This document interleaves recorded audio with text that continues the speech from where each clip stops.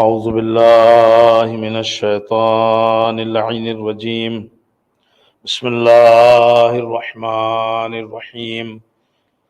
الحمد لله رب العالمين، الصلاة والسلام على أشرف الأنبياء والمرسلين، سيدنا ونبينا وشفيع ذنوبنا بالقاسم محمد. اللهم صل على محمد وعلى محمد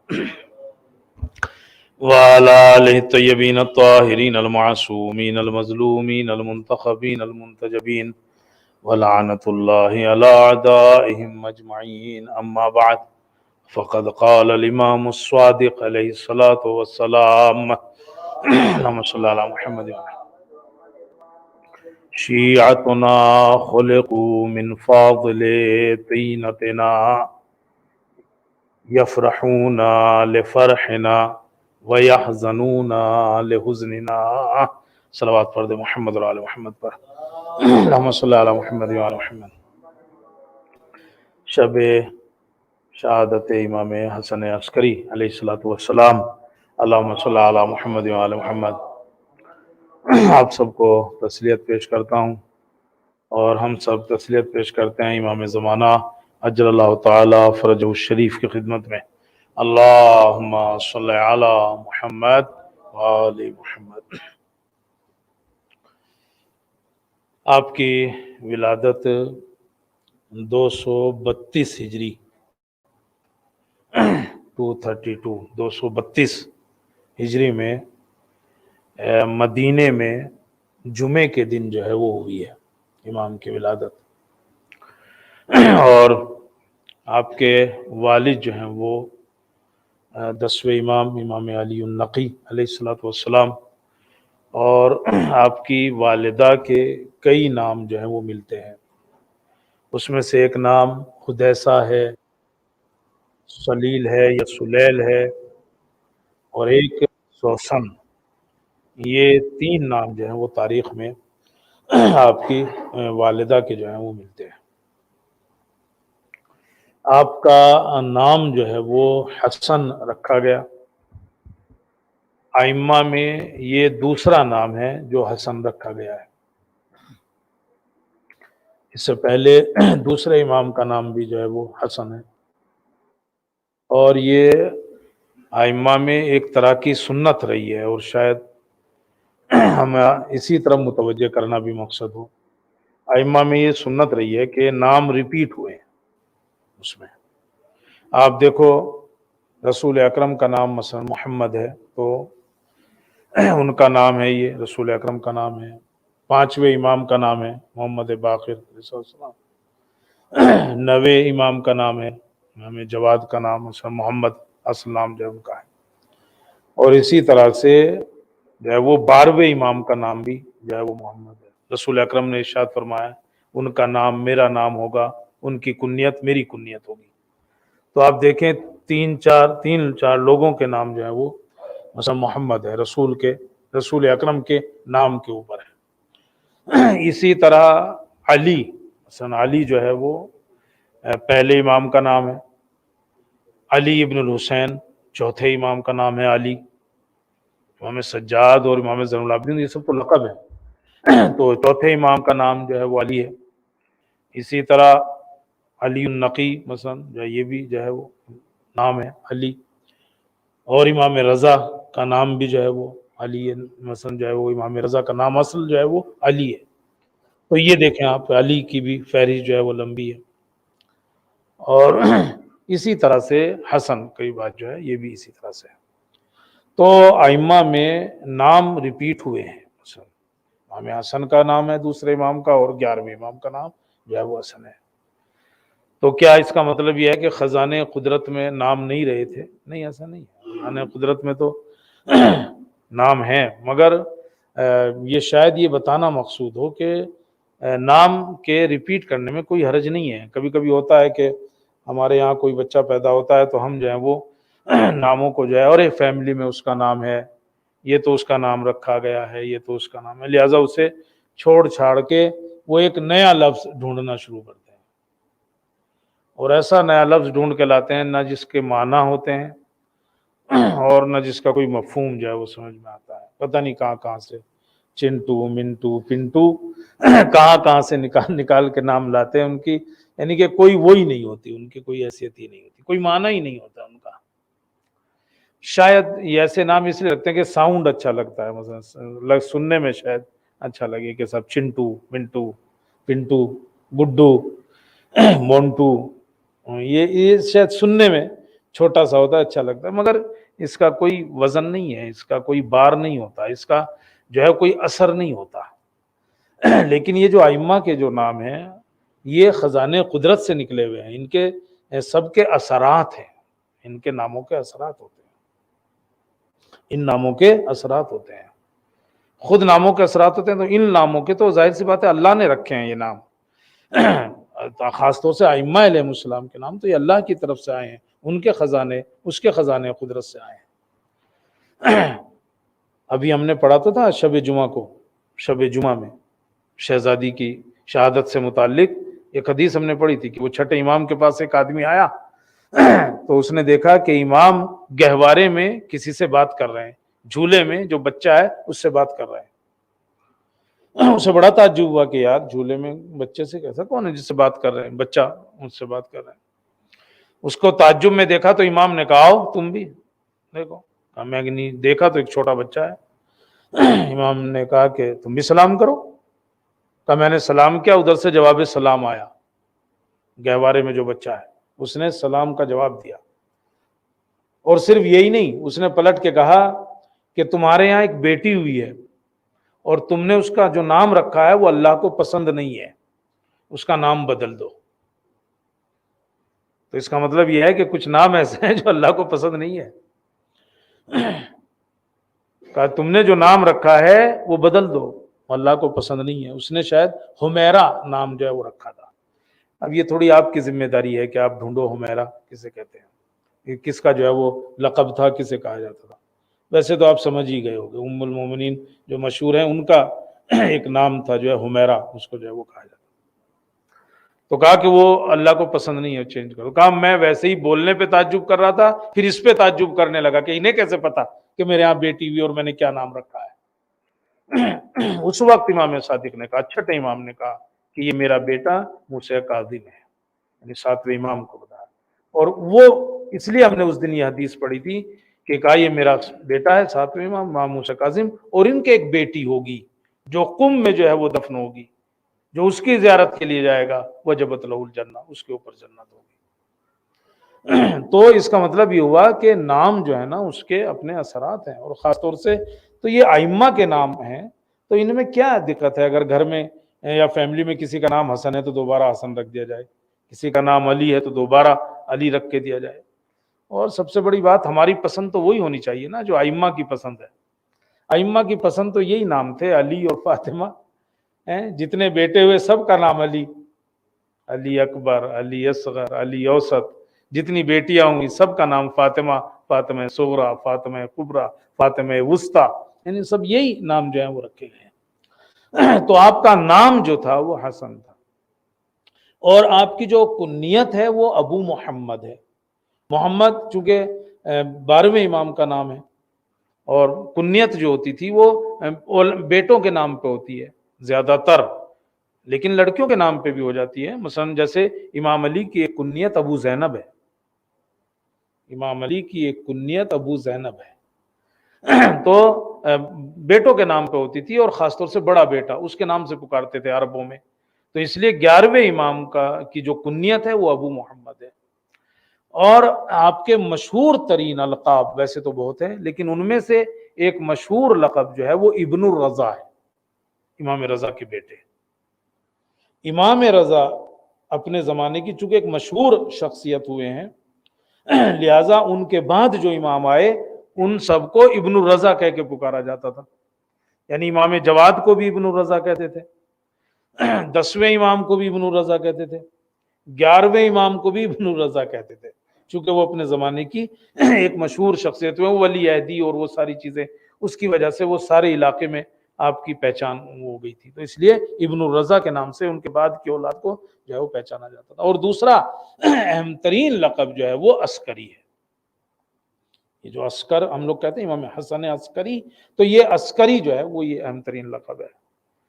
عسکر جو ہے وہ محلہ تھا سامرہ کا، سامرہ کے محلوں میں سے معتصم نے اس کو بسایا تھا سامرہ کو۔ معتصم ایک دن گزر رہا تھا تو اس نے دیکھا بڑی خوبصورت جگہ ہے، یہ کہتے ہیں کہ عیسائیوں کا گارڈن، یعنی بڑی خوبصورت جگہ تھی، یہ عیسائیوں کی تھی، ان کا گارڈن تھا۔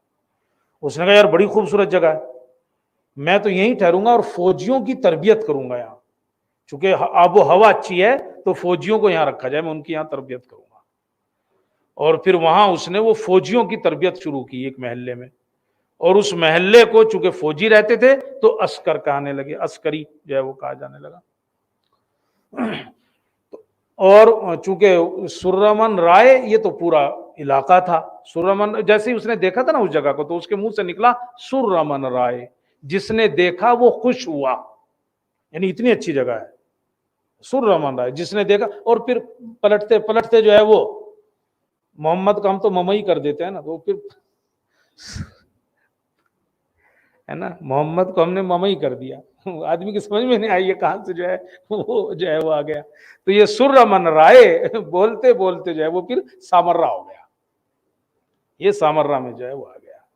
پھر اس کا یہ محلہ تھا عسکر، وہاں فوجیں تھیں، اور اس نے امام کو وہاں سے لا کے مدینے سے اسی جگہ رکھا تھا، عسکر میں جو ہے وہ رکھا تھا۔ اور اسی لیے آپ کو بھی اور آپ کے بابا کو بھی دونوں کو عسکریین کہا جاتا ہے۔ آپ جب وہاں دیکھو گے لکھا ہوا تو عسکریین اسی لیے کہا جاتا ہے کہ دونوں وہاں تھے۔ اور وہ وہاں رکھنے کی وجہ بھی روب ڈالنا مقصد تھا، اور اس نے کیا بھی تھا ایسا۔ ایک دن جو ہے وہ فوجیوں کی پریڈ لگوا دی ان کے سامنے، کہا صاحب جو ہے وہ بڑا ہوا ہے۔ جب یہ سب کچھ ہو چکا تو امام پہ روب ڈالنا چاہتا، امام نے کہا ذرا میری 2 انگلیوں میں دیکھو، اور اب جو اس نے 2 انگلیوں کے درمیان میں دیکھا تو زمین سے آسمان تک فرشتے ہی فرشتے تھے، بے ہوش ہو کے گر گیا۔ جب ہوش میں آیا تو آپ نے کہا پریشان نہ ہو، اللہ کی مصلحت یہ نہیں کہ ہم تمہارے خلاف کوئی عملی قدم اٹھائیں، لیکن تم ہمیں ان چیزوں سے ڈرانے کی کوشش نہ کرنا۔ تو اس نے امام کو لا کے اسی جگہ پہ رکھا تھا، اور اس کی وجہ یہ تھی کہ اس زمانے میں ویسے تو عباسیوں کے خلفائے عباسی جو تھے وہ سبھی نے ائمہ کے اوپر سختی کی ہے، مگر 11ویں امام کے اوپر بہت کنٹرول تھا، بہت ہی زیادہ سختی تھی امام کے اوپر۔ اسی سے اندازہ کر سکتے ہیں کہ اس نے چھاونی میں رکھا تھا، یہ فوجی بیس تھا اس میں، ملٹری بیس، اس کے اندر جو ہے وہ رکھا تھا امام کو، تاکہ وہ نظروں کے سامنے رہے۔ کہا جاتا ہے کہ 7ویں امام قید خانے میں بہت رہے ہیں، اور یہ صحیح ہے، لیکن 11ویں امام بھی قید میں بہت رہے، بہت زیادہ قید خانے میں رہے، اتنی پابندیاں تھی۔ اور قید میں بھی جاسوس ہوتے تھے ان کے پیچھے، یعنی ایسا نہیں کہ قید خانے میں بھی کوئی آزاد نہیں، قید خانے میں بھی جاسوس ہوتے تھے۔ ابو ہاشم جعفری کہتا ہے کہ ایک مرتبہ امام کو ان کے بھائی جعفر کے ساتھ جو ہے وہ قید خانے میں لایا گیا، یہ کہتا ہے ہم پہلے سے قید خانے میں تھے، ان کو بھی لایا گیا، کہا میں نے چٹائی دی، امام بیٹھ گئے اس کے اوپر، باتیں ہونے لگی تو امام نے کہا میں بتا دیتا تم میں سے کون کب آزاد ہوگا، لیکن نہیں بتاؤں گا، یہاں ایک اجنبی ہے۔ اور سب نے کہا کہ سب نے سوچا ہم تو سب ایک دوسرے کو جانتے ہیں، کوئی ایسا نہیں ہے یہاں، ایک آدمی ہے جو وہ بھی اپنے کو علوی کہتا ہے، وہ بھی کوئی غیر نہیں ہے، اپنے کو علوی کہتا ہے۔ جب وہ اٹھ کے باہر گیا تو امام نے کہا کہ یہ جاسوس ہے، اور ابھی دیکھو اس کے کپڑوں میں جو ہے وہ ساری خبریں اس نے لکھ کے جو ہے وہ رکھی ہیں وہاں پہنچانے کے لیے۔ اور اب جب اس کے کپڑوں کو دیکھا گیا تو اس میں یہاں تک لکھا ہوا تھا کہ ان لوگوں نے پروگرام بنایا ہے کہ یہ دیوار میں سوراخ کر کے قید خانے سے بھاگنا چاہتے ہیں۔ تو آپ دیکھو امام کو قید خانے میں رکھا گیا، اور قید خانے میں بھی جاسوس ہوتے تھے، یعنی اتنا کنٹرول تھا امام کے اوپر، اتنی سختی تھی امام کے اوپر۔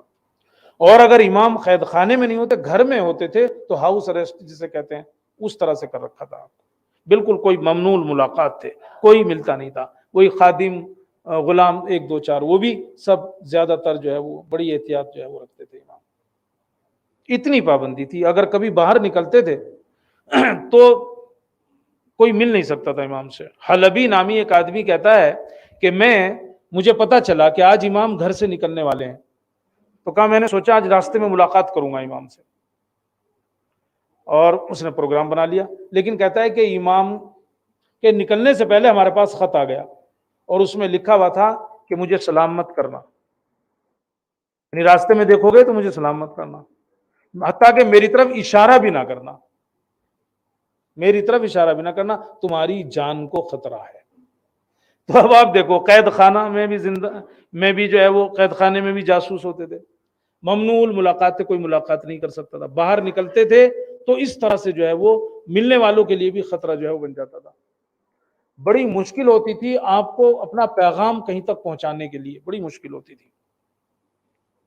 داؤد بن اسود کہتا ہے کہ امام نے مجھے بلایا اور ایک چھڑی دی، چھوٹی سی چھڑی، اور کہا یہ لے جا کے عثمان بن سعید کو دے دو۔ عثمان بن سعید وہ یعنی 12ویں امام کے پہلے نائب یہی بنے ہیں بعد میں، تو 11ویں امام نے کہا کہ جا کے ان کو دے دو، عثمان بن سعید کو۔ تو یہ کہتا ہے میں لے کے جا رہا تھا، راستے میں ایک کوئی سقا جو پانی پلاتا ہے اس کا اونٹ جو ہے وہ بیٹھا ہوا تھا سڑک پہ، اٹھ ہی نہیں رہا تھا، راستہ گھیرے ہوئے تھا۔ کہا اس سے تھوڑی جھک ہوئی اور میں نے وہ چھڑی اس کے مار دی اونٹ پہ، کہا چھڑی ٹوٹ گئی۔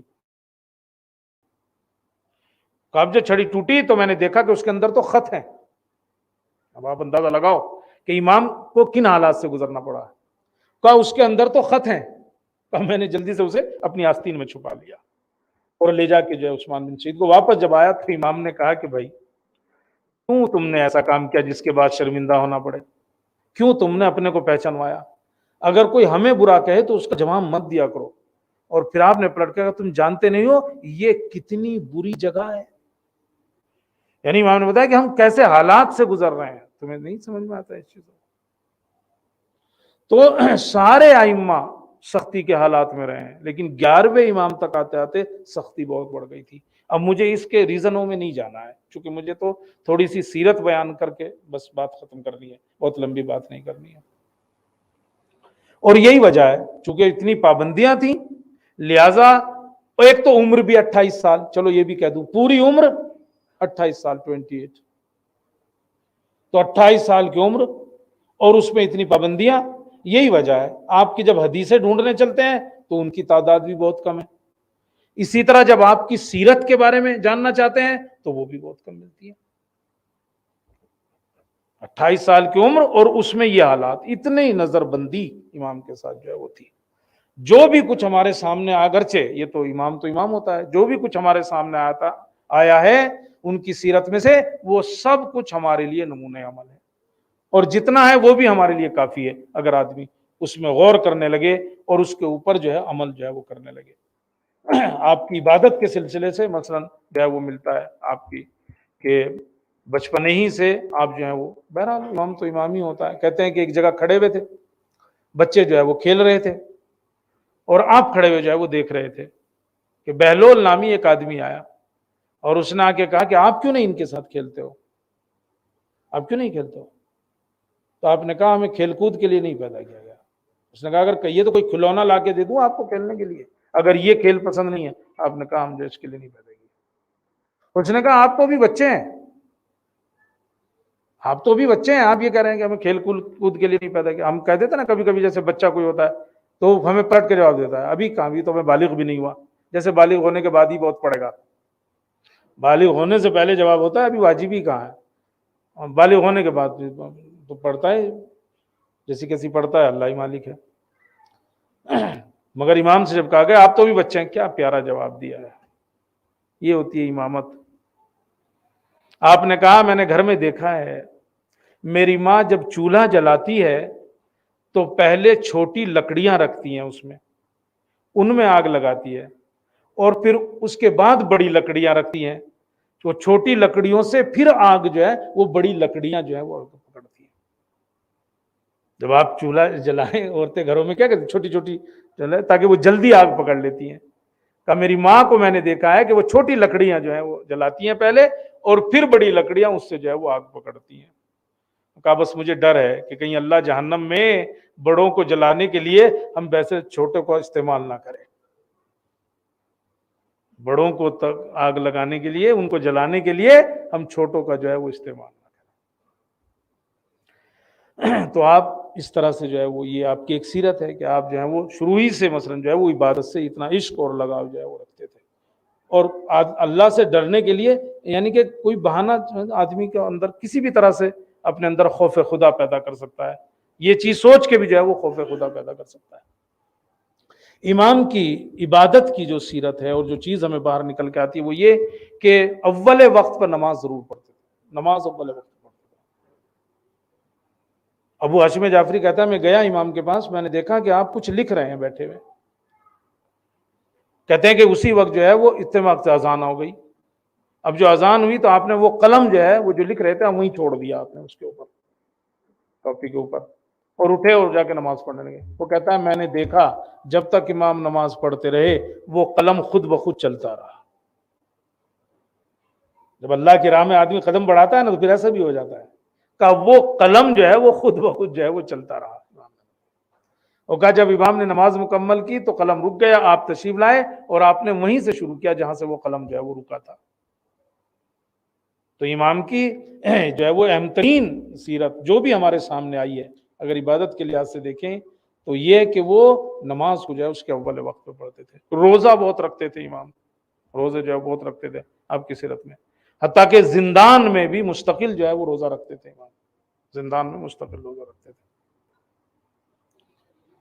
ابو ہاشم جعفری کہتا ہے کہ زندان میں ہر روز روزہ رکھتے تھے، امام کا غلام ہے کچھ لے کے آتا تھا کھانے پینے کے لیے، کہ جب افطار کا ٹائم ہوتا تھا سب کو بلاتے تھے آؤ افطار کرو، اور کہا ایک دن کا مجھے تھوڑی سی کمزوری سی محسوس ہو رہی تھی، میں نے پہلے ہی افطار کر لیا جلدی سے، اور جب امام افطار کرنے کے لیے بیٹھے ان کے پاس بھی جا کے بیٹھ گیا افطار کرنے۔ تو امام نے کہا ویسے تو یہ افطار کر چکے ہیں لیکن کھانے کے لیے انہیں بھی دو، اور آپ نے پھر پلٹ کے کہا تم نے اس لیے افطار کیا کہ تمہیں کمزوری محسوس ہو رہی تھی، لیکن جو تم نے کھایا ہے کمزوری اس سے نہیں جانے والی، اگر تمہیں اپنی طاقت بڑھانا ہے تو گوشت کا استعمال کرو، گوشت جو ہے وہ کھاؤ۔ تو امام جو ہے وہ یعنی کہ زندان میں بھی جو ہے وہ اس طرح روزہ رکھتے تھے، اور بتایا جاتا ہے کہ آخر وقت تک جب آپ نکل رہے تھے زندان سے مثلا، وہ بھی حالت جو ہے وہ روزے کی حالت ہوتی تھی امام کی۔ تو عبادت کی جو سیرت ملتی ہے وہ اس طرح کی۔ جس دن آپ نکل رہے تھے وہ آیا غلام زندان بان کہ آج آپ کے لیے افطار لے کے آؤں، آپ نے کہا لے کے آؤ لیکن شاید موقع نہ ملے، اب وہ کیا سمجھتا ہے ان چیزوں کو، وہ تو لے کے آ گیا۔ اب امام نکل رہے تھے اس وقت، گویا مغرب سے پہلے کا وقت رہا ہوگا، وہ لے کے آ رہا تھا افطار اور آپ نکل رہے تھے، تو آپ نے پلٹ کے کہا اس کو تم جو ہے وہ استعمال کر لینا، اسے تم استعمال کرنا۔ تو امام کی ویسے تو بہت سیرت سامنے نہیں آئی ہے لیکن جتنی بھی آئی ہے وہ ہمارے لیے نمونہ عمل ہے۔ عبادت کے لحاظ سے آپ دیکھیں تو نماز کو آپ دیکھ لیں اول وقت پڑھنا، روزے کو دیکھ لیں مستقل روزہ رکھنا، اور زندان تو ان کے لیے جو ہے وہ ایک اچھا موقع ہوتا تھا عبادت کے لیے، چونکہ وہ کہتے ہیں نا، وہ کہتے ہیں کہ میں نے دعا کی تھی، کسی امام کا ہے نا کہ میں نے دعا کی تھی کہ مجھے عبادت کا موقع ملے تو اللہ نے زندان میں بھیج دیا۔ تو زندان چونکہ ایک تنہائی کی چیز ہوتی تھی لہذا اس میں تو بے پناہ عبادت کرتے، اور وہ عبادت ایسی ہوتی تھی کہ جو ساتھ میں ہوتے تھے لوگ وہ پریشان ہو جاتے تھے، وہ اپنے بدل دیتے تھے اپنے کو۔ عباسی آل عباسی وہ جمع ہو کے آ گئے ادھر صالح بن وصیف کے پاس، ان کا جو کمانڈر تھا صالح بن وصیف، اس کے پاس آ گئے اور کہا بھائی تم ان پہ سختی کیوں نہیں کرتے ہو زندان میں؟ اس نے کہا دو سخت آدمی رکھے تھے میں نے، دونوں بدل گئے، وہ خود عبادت کرنے لگے، یقین نہیں آتا بلاؤں؟ دونوں کو بلایا، اب بلا کے پوچھا بھائی تمہیں کیا ہوا؟ انہوں نے کہا کیا سختی کریں اس کے اوپر جو دنوں کو روزے رکھتا ہے جو ہے وہ اور راتوں کو جو ہے وہ عبادت کرتا ہے۔ کہا جب وہ ہماری طرف نظر ڈالتے ہیں وہ اتنا روب ہوتا ہے کہ ہمارے بدن میں جو ہے وہ لرزہ پیدا ہو جاتا ہے۔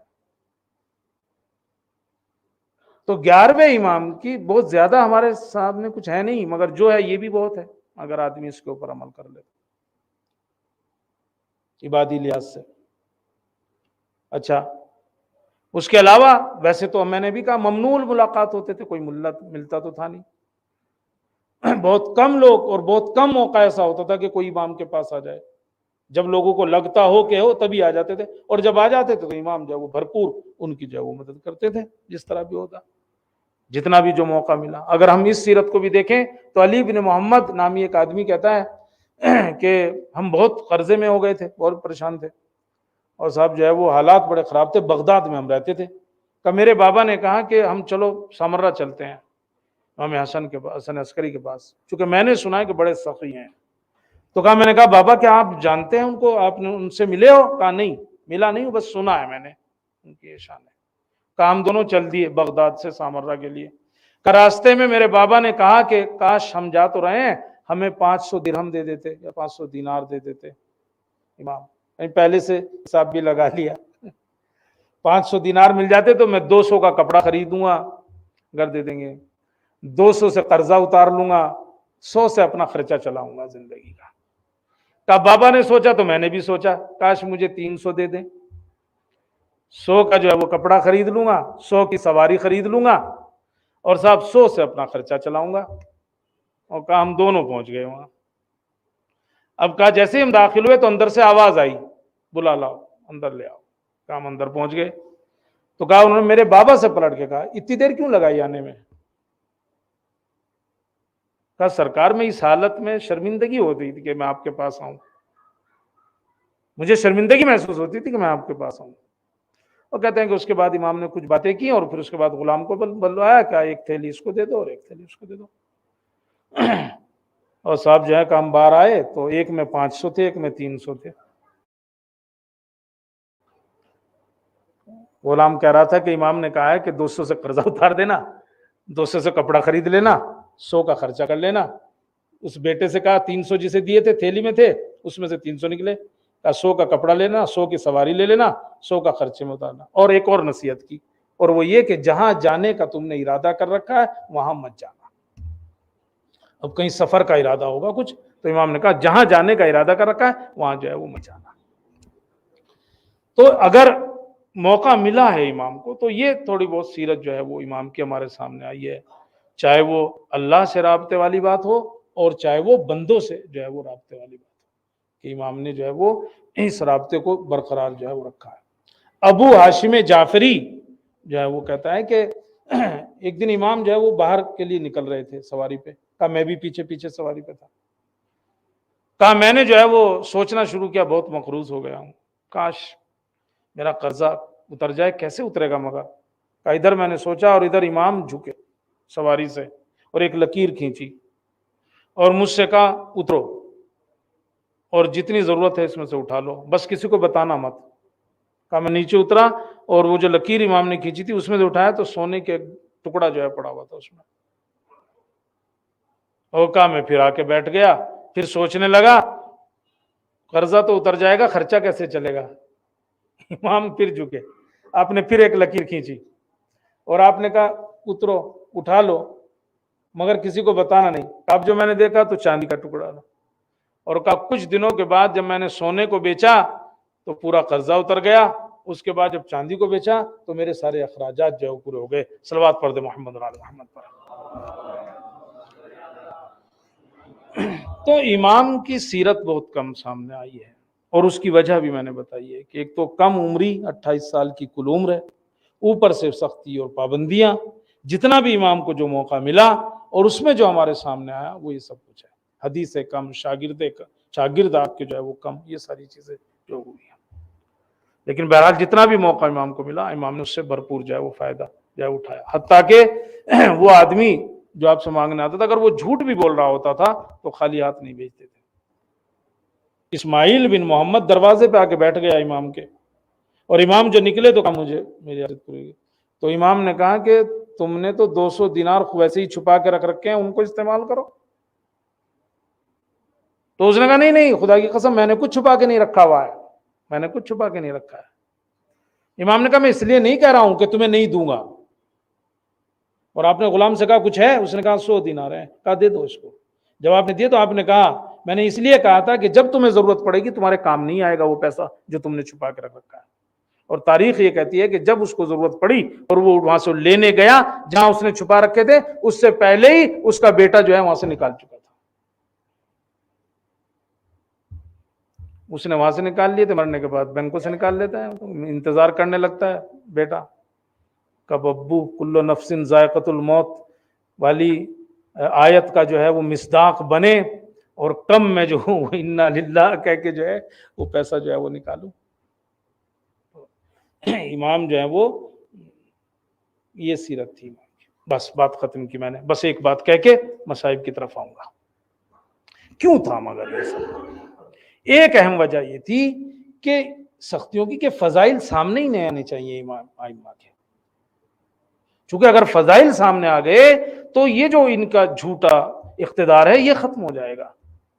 اور اگر لوگوں کو چھوٹ مل گئی اور امام کو چھوٹ مل گئی تو انہیں کچھ کرنے کی ضرورت نہیں ہے. ان کا کردار، ان کے فضائل اس قسم کے ہیں کہ لوگ جو ہیں وہ متاثر ہوئے بغیر نہیں رہ سکتے. دشمن جانتا تھا، اپنے سمجھے نہ سمجھے مگر دشمن جو ہے وہ سمجھتا تھا. احمد بن خاقان قم کا گورنر ٹائپ تھا، بنا کے بھیجا تھا اس وقت. وہ پیسے کلیکٹ کرتا تھا حکومت کی طرف سے. اس کا باپ جو ہے وہ بڑا وزیر رہا ہے، دشمن اہل بیت تھا یہ. تو کہتے ہیں کہ لیکن ایک بار لوگوں نے کہتے ہوئے سنا کہ یہ کہہ رہا تھا کہ سامرا میں 11ویں امام سے بہتر کوئی آدمی نہیں ہے. تو لوگوں نے پوچھا اس سے کیا ہو گیا بھائی، یہ تو دشمن اہل بیت ہے، پھر کیوں کہہ رہا ہے؟ تو اس سے پوچھا وجہ کیا ہے؟ تو اس نے کہا کہ ایک بار میں اپنے باپ کے پاس، میرا باپ تو بڑا وزیر تھا، کہا اس کے پاس جو ہے وہ کھڑا ہوا تھا، دربار لگا ہوا تھا کہ اتنے میں دربان نے جو ہے وہ آ کے کہا کہ ابن الرضا ابو محمد آ رہے ہیں. دربان نے آ کے کہا پہلے تو مجھے اسی بات کے اوپر تعجب ہوا چونکہ میرے بابا کے سامنے کوئی کسی کو کنیت سے نہیں پکار سکتا تھا، یا تو صرف بادشاہ کو پکارا جاتا تھا یا اس کے ولی عہد کو. مجھے بڑا تعجب ہوا کہ دربار میں وہ کون آدمی آیا کہ ان کے علاوہ کہ جس کو کنیت سے جو ہے وہ پکارا جا رہا ہے، اس کا نام نہیں لے کے اس کی کنیت سے پکارا جا رہا ہے. جیسے ہی میرے بابا نے سنا فوراً جو ہے بڑا گیا، کہا جلدی سے اندر لاؤ. کہا میں نے دیکھا ایک جوان جو ہے وہ چلا رہا ہے، اور کہا کہ میرا بابا اٹھا، استقبال کیا، بغل سے لگایا، اپنی بغل میں بٹھایا، اور کہا جتنی دیر بات کرتا رہا یوں ہی کہتا رہا میں آپ کے اوپر قربان ہو جاؤں، میرے ماں باپ آپ کے اوپر قربان ہو. مجھے بڑا تعجب ہوا کہ آج پہلی مرتبہ دیکھ رہا ہوں کہ اس طرح سے باتیں ہو رہی ہیں، اس طرح سے جو ہے وہ بار بار کہہ رہے ہیں میری جان قربان، میرے ماں باپ آپ کے اوپر قربان. اور کہا پھر انہوں نے چلنے کے لیے کہا تو کہا میرا بابا اٹھا اور صاحب جو ہے وہ ان کو جو ہے وہ دروازے تک جو ہے وہ ان کو ودا کیا. کہتے ہیں تو میں نے جو ہے وہ دربان سے پوچھا بھائی یہ کون ہے، یہ کون جوان ہے کہ جس کا جو ہے اس طرح؟ کہا یہ بنی ہاشم میں سے ایک ہیں کہ جو ابن الرضا کے نام سے مشہور ہے. کہا اس کے بعد رات میں اپنے بابا کے پاس کھانے پہ تھا تو میں نے بابا سے پوچھا کہ آخر وہ کون جوان تھا جس کے لیے آپ بار بار کہہ رہے تھے میری جان قربان، میرے ماں باپ آپ کو اوپر قربان. تو اس نے کہا کہ وہ رافضیوں کا امام ہے، ان کو رافضی جو ہے وہ امام مانتے ہیں، اور اگر خلافت بنی عباس سے نکل جائے تو اس وقت خلافت کا اگر کوئی سب سے زیادہ حقدار ہے تو وہ جوان ہے. تو کہا مجھے تعجب ہوا کہ میں نے سوچا میرا بابا ایسے ہی بڑھا چڑھا کے بات کر رہا ہے. کہا لیکن اس کے بعد میں نے پوچھ گچھ شروع کی، فوجیوں سے پوچھا، قاضیوں سے پوچھا، لوگوں سے پوچھا، سب نے یہی کہا اگر کوئی سامرا میں اس وقت برترین اور بافضیلت ترین شخصیت ہے تو وہ امام حسن عسکری علیہ الصلوۃ والسلام ہے. صلوات پڑھ دیں محمد.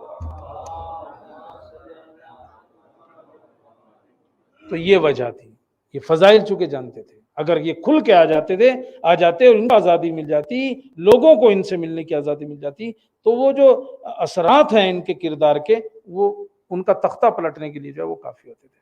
اور یہی چیز شہادت کا سبب بنا. ائمہ کی شہادت کے جو اسباب تھے ان میں سے ایک یہی ہوتا تھا.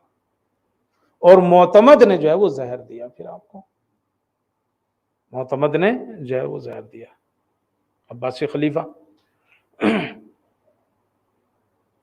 زہر دوسرے حسن کو بھی دیا گیا ہے، اور زہر بھی بہت حلال تھا. مگر وہاں ایک بات تھی، وہاں زہر دیا ضرور گیا مگر بھائی بھی تھا، بہن بھی تھی، بیٹا بھی تھا، سب موجود تھے. یہاں جو زہر دیا گیا نا یہاں امام اکیلے، بیٹا تک جو ہے وہ موجود نہیں، بیٹا تک جو ہے وہ موجود نہیں ہے. اور اوپر سے مصیبت یہ کہ معتمد ڈاکٹروں کو بلا کے کہا کہ کہو کہ یہ سب بیمار ہوئے ہیں، کوئی طبی موت ہے اگر ہوگی تو یہ بیماری طبی ہے، یعنی ہم نے کچھ ایسا نہیں کیا. اللہ اکبر. زہر نے اثر کیا، امام اکیلے تھے، آپ کی جو ہے وہ شہادت واقع ہوئی، غسل و کفن جو ہے وہ دیا گیا امام کو. اور جب نماز جنازہ پڑھانے کی بات آئی تو جعفر جو ہے وہ آگے بڑھے، آپ کے جو چچا تھے. تو کہتے ہیں کہ اس وقت امام کی عمر 6 یا 7 سال تھی. کہتے ہیں کہ آپ آگے بڑھے اور آپ نے ردا پکڑ کے کھینچی اور کہا چچا میں نماز پڑھاؤں گا, نماز کا حقدار ہوں, میں پھر کہوں گا آقا. یقیناً آپ کو زہر دیا گیا, کوئی اس وقت نہیں تھا, امام جو چھوٹے تھے, مگر کیا ہوا, وہ آئے ظاہری طور پر, جیسے بھی آپ نے نماز تو پڑھائی لیکن لا یوم کیوم کیا باطل, وہاں بیٹا موجود ہے مگر کچھ نہیں کر سکا, نہ غسل نہ کفن نہ دفن. عزیزو, آج کی ایک مناسبت تو یہی تھی. ایک دوسری مناسبت جو ہے وہ آج کی, وہ کالے کا مدینے پہنچنا ہے. ہم ہمیشہ سوچتے تھے, اب سے پہلے جب بھی امام بارگاہ میں آتے تھے گزشتہ سالوں میں, تو ان دنوں میں کالا کپڑا اتار لیا جاتا تھا. لیکن عزیزو, سچ یہ کہ یہ ایام عزا کی آخری مجلس ہے, اور سوگ جو ہے وہ آج کے بعد بڑھانا چاہیے, آج کے بعد بڑھانا چاہیے. آج 11ویں امام کی شہادت کا دن ہے, جو شب ہے, آج جو ہے وہ امام عصر یتیم ہوئے ہیں. آج امام عصر کی یتیمی کا, تو یہ شہادت کی جو مجلس ہے نا, تو الحمدللہ اس سال کم سے کم یہ پردے دکھائی دیتے ہیں, کالے پردے, اور میں گزارش کروں گا کہ آئندہ بھی اس کا دھیان جو ہے وہ رکھا جائے. آج کی دوسری مناسبت جو ہے وہ مدینے جو ہے وہ پہنچنا ہے. جب میں یہ کہتا ہوں نا کہ مدینے پہنچنا ہے, تو میں ایک بات کہنا چاہتا ہوں آپ سے. میری آج تک یہ سمجھ میں نہیں آیا کہ کون سی مصیبت جو ہے وہ بڑی ہوتی ہے. اب میں آپ سے پوچھنا چاہتا ہوں, آپ مجھے فیصلہ کر کے بتانا کون سی مصیبت بڑی ہے. 28 رجب کو مدینے سے نکلنا بڑی مصیبت تھی, یا 2 محرم کو کربلا پہنچنا بڑی مصیبت تھی, یا 13 محرم کو کوفے پہنچنا بڑی مصیبت تھی, یا 1 صفر کو شام پہنچنا بڑی مصیبت تھی, یا شام سے نکلنا بڑی مصیبت تھی, اللہ اکبر, یا 20 صفر کو کربلا پہنچنا بڑی مصیبت تھی, یا آج 8 ربیع الاول کو جو ہے وہ مدینہ پہنچنا بڑی مصیبت ہے. آپ ابھی تو شاید حساب نہ کر سکو, لیکن میں آپ سے پوچھتا ہوں, آپ جا کے سوچنا یہ بات. ان میں سے مجھے تو اب تک سمجھ میں نہیں آتا, اس لیے کہ اگر میں یہ کہوں کہ 28 رجب, یقیناً وہ بڑی مصیبت تھی, چونکہ باپ کا یعنی کہ نانا کی قبر چھوڑنا ہے, ماں کی قبر چھوڑنا ہے, اور سب سے بڑی مصیبت سورا کو چھوڑنا تھا. لیکن پھر کہو کہ کربلا بڑی مصیبت ہے, یقیناً کربلا بڑی مصیبت ہے. اس لیے جب شہزادی وہاں پہنچی 2 محرم کو, تو آپ نے کیا کہا, بھیا مجھے اس کی مٹی سے آپ کے خون کی بو آتی ہے. تو آپ نے کہا تھا ہاں بہن, یہی ہمارے جو ہے وہ شہید ہونے کی جو ہے وہ جگہ ہے. اللہ اکبر. اور پھر پتہ نہیں کب کربلا آنا زیادہ سخت ہے, یا اب کربلا چھوڑنا زیادہ سخت ہے. 11 محرم کو کربلا سے نکلنا زیادہ سخت ہے, اس لیے کہ اب جو نکل رہے ہیں تو شہداء کے لاشیں جو ہے وہ بے گور و بے کفن جو ہے وہ پڑے ہوئے ہیں. اس کی سختی کا اندازہ آپ یہاں سے کر سکتے ہیں کہ امام سجاد کی روح قفص عنصری سے جو ہے وہ نکلنا چاہتی ہے. حالات اتنے سخت ہیں کربلا سے نکلتے ہیں. اچھا, کوفے میں آنا زیادہ سخت ہے, یا شام میں جانا سخت ہے, کہ جب بھی پوچھا گیا سب سے زیادہ کہاں مصیبت ہے بڑی, کا شام اور شام, یا پھر شام سے نکلنا زیادہ سخت ہے. اس لیے کہ اب شام سے اکیلے نہیں نکل رہے ہیں, اب شام میں شہزادی سکینہ کو چھوڑ کے نکل رہے ہیں. اللہ, یا پھر اب دوبارہ کربلا آنا زیادہ سخت ہے, اور یا پھر دوبارہ کربلا سے جانا زیادہ سخت ہے. عزیزو, میں اس میں فرق نہیں کر پا رہا ہوں, مجھے سمجھ نہیں آ رہا ہے کہ کون سی مصیبت زیادہ مصیبت ہے. اللہ اکبر. اگر شام سے نکلنا سخت ہے, یقیناً سخت ہے, تبھی تو کہتے ہیں کہ قافلہ چلنے لگا تھا تو جناب رباب نہیں دکھائی دے رہی تھی. بس عزیزو, میرا دل کہتا ہے کہ چند منٹ میں مسائل پڑھوں, اس لیے کہ ایام عزا کی یہ آخری مجلس ہے. امام کو بھی پرسہ دے لیجئے, شہزادی زینب کو بھی پرسہ دے لیجئے, شہزادی زہرا کو بھی پرسہ دے لیجئے, رسول اکرم کو بھی پرسہ دے لیجئے. اللہ اکبر. اس لیے کہ شہزادی رباب کو جب نہیں دیکھا تھا تو شہزادی زینب نے کہا تھا, بیٹا سید سجاد تمہاری ماں نہیں دکھائی دیتی, مجھے پتا ہے کہاں ہے, اور گئے تو دیکھا قبر سے لپٹی ہوئی ہے.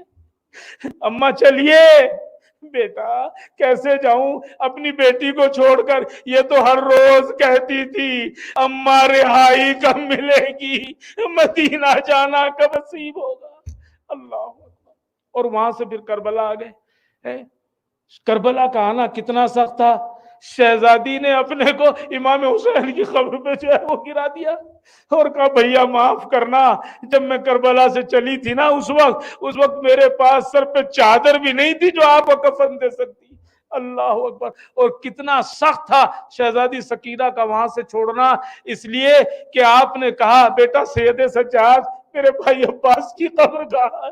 عورتیں چلنے لگی تو آپ نے عورتوں سے روک کے کہا تھا اے بیویوں جا تو رہی ہو مگر اس بات کا خیال رکھنا عباس کی قبر پہ بیان کرتے ہوئے یہ نہ کہنا ہم سکینہ کو شام میں چھوڑ آئے۔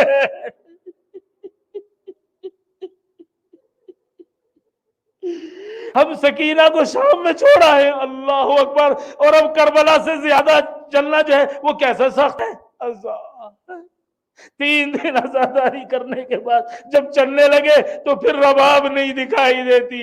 بیٹا سید سجاد تمہاری ماں کہاں ہے؟